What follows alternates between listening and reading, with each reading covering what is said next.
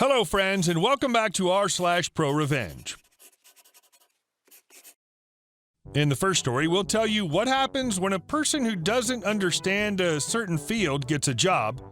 But before we begin, don't forget to subscribe to our channel if you're new here and turn on notifications so you don't miss a new video every single day. Here we go. If you don't like it, leave. Don't mind if I do. So this happened when I was working in Dubai at my second job at a design firm. When we started, it was just 3 people in the office, me, the interior designer, and the graphics designer, and for a time things were good. Everyone enjoyed their work, but the business didn't grow as the bosses wanted it to.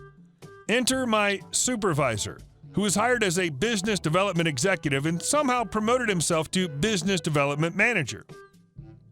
A bit of context. He's an engineer who has no business being in business development and has even less knowledge on how to design anything. So he shows up and starts giving stupid inputs, which we tried to go with, but when our bosses hated it, we did what we did before, but boy did he not like it. The bosses were busy people who made him review the work we did before they did because they thought he knew enough. Boy, were they wrong. He started making it impossible for the bosses to review our works unless we submit the type of stuff he liked.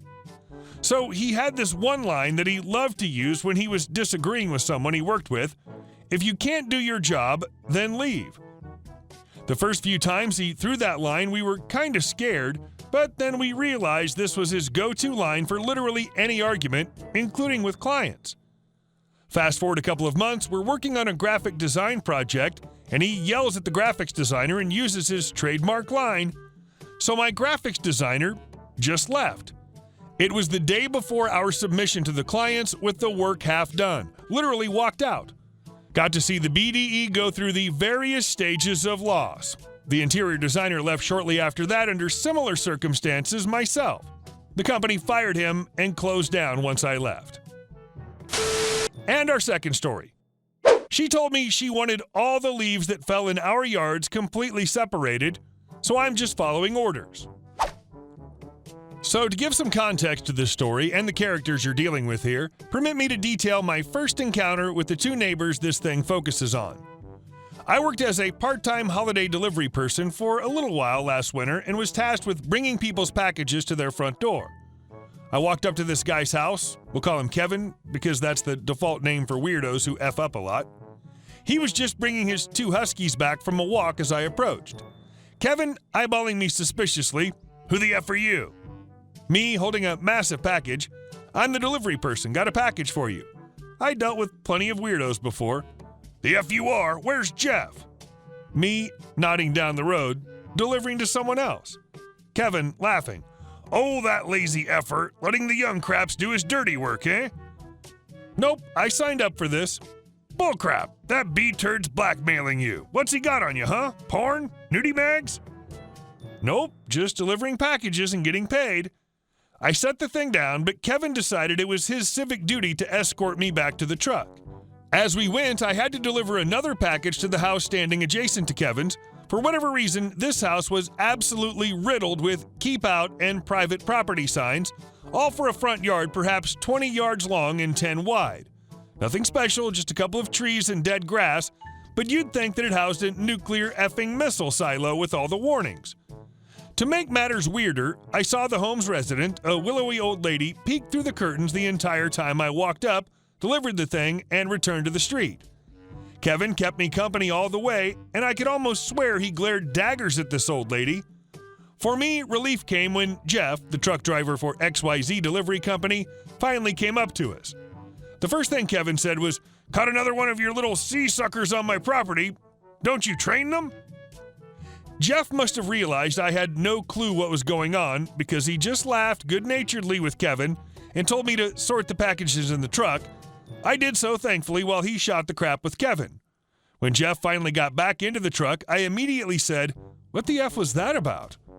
Jeff had the decency to look embarrassed as he scanned a couple packages. He's a character, right? No crap. He pointed back up the street to the house with all the warning signs. "See those signs? Those are because of Kevin, too." I wasn't surprised, so I just waited for him to continue. Jeff delivered in spades. Apparently, these two neighbors, Kevin and, Jezebel, had been living next to each other since before Jeff had started working the route, more than 2 decades. Their houses were situated on a corner, with their yards pressing up against one another and separated by wood and a wire fence. The two absolutely despised one another, but mostly kept to themselves if they could help it. A few years back, however, when fall was in full swing, sweet, lonely Jezebel's paranoia began acting up.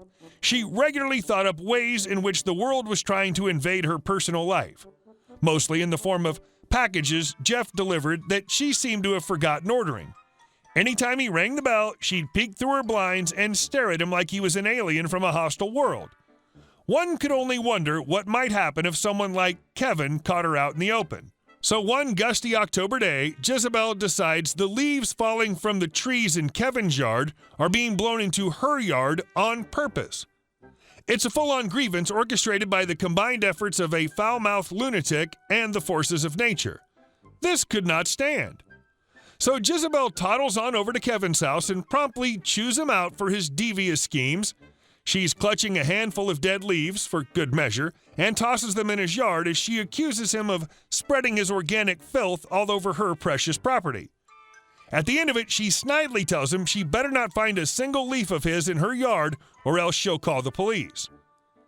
Kevin, to his credit, only nods and says he'll make sure their respective leaf falls stay completely segregated. A week later, Jeff tells me, grinning wide, he's delivering a package to the street corner and stumbles upon a peculiar sight. A positively massive pile of leaves is clumped up in the corner of Jezebel's backyard, almost buckling the fence in from the weight. Then he sees Kevin riding at the helm of a heavy-duty lawnmower with a bulldozer-like attachment on the front end. It's filled to the brim with leaves, which he's promptly lifting above the dividing fence to Jezebel's property and dumping into the pile. When Jeff asked what the hell he was doing, Kevin only beamed with pride. "The crazy old bat wants to keep our leaves ourselves?" He gestured to the pile that had amassed in her backyard. "Well, I've been keeping very strict tabs, and all these came from her effing yard, so I'm giving them back." Jeff is floored by this notion and rather impressed. "What does she think about it?" he asked. Kevin laughed and pointed over Jeff's head at Jezebel's house, where 2 beady gray eyes glared at them through the blinds. She's flipping the F out. But it's her rule. I'm just following orders. Unable to do much else, Jeff just gave Kevin the package and told him to expect a visit from the police at some point. Kevin just smirked. Can't effing wait. Jezebel did end up calling the police, but just as Jeff had suspected, there was little they could do. Kevin did get a warning for being a public nuisance, and he hadn't been doing anything illegal, and Jezebel did have to explain why he was doing it in the first place, and that didn't stop her from going out and buying a F-ton of keep out and private property signs. If anything, her paranoia just increased. And Kevin? Well, Kevin was all too happy to let any and all of the world's leaves fall into his yard. He didn't really care. He just wanted to show Jezebel he'd heard her loud and clear, leaving no room for error. After hearing the story, I began to understand why Kevin had been so abrasive with me at the beginning. He didn't really have a filter, and I didn't mind the cursing. In fact, for Jeff, it was often a rite of passage. He loved seeing how his assistants handled meeting Kevin, how they responded to a good, "Who the F are you?" And I guess I did all right, because I haven't come home to any monstrous piles of leaves in my yard as of yet. And our last story. Don't cheat on your taxes and then try to mess with me. Sometimes the easiest way to deal with an A-hat is to get accountants and the government involved. It all started out normally enough. Through some acquaintances, my SO and I met a couple that had just recently moved close to where we were living. We attended their housewarming and spent a few other nights hanging out. It'd really be nothing to write home about if my SO hadn't come to me asking me why this guy and the other couple messaged him, letting him know that his girlfriend was convinced that I was trying to steal her boyfriend. If that sentence left you confused, I was too. The girlfriend didn't say a word to me, but spun some tale to her boyfriend, who also didn't say anything to me, but started messaging my SO this nonsense. The boyfriend, unattractive doesn't describe him, but it starts to come close. Big no, even if he was the last man on earth. As you might imagine, it's hard to definitely prove that you didn't do something, and it wasn't just flirting that I apparently engaged in, according to them. I was apparently running my mouth about all sorts of stuff and causing issues for them. I apparently told nameless others that he was cheating on her and that she was cheating on him and that she was only in it for the money and on and on. I told them to piss off and broke all ties. 2 months later, I get a message asking me why I was sending snail mail letters to the boyfriend's mother, implying that the girlfriend was a stripper. This time I'd really had enough. I didn't want them and their drama making regular reappearances in my life. A conversation that I'd overheard between the boyfriend and another guy popped into my head while I was seeing red. The boyfriend owned his own company and had been bragging about how he didn't pay his taxes, and neither did his company.